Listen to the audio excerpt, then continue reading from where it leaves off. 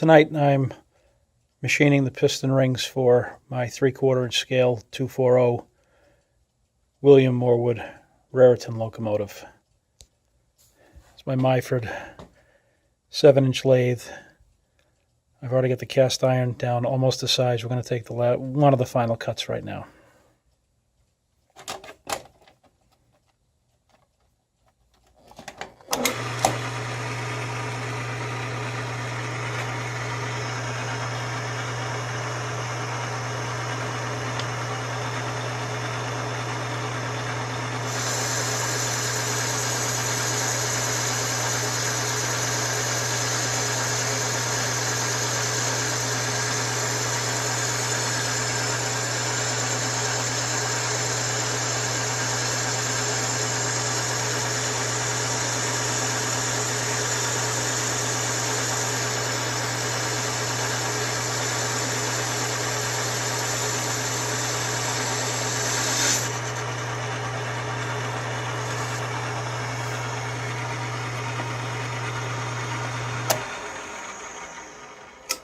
Thanks for watching.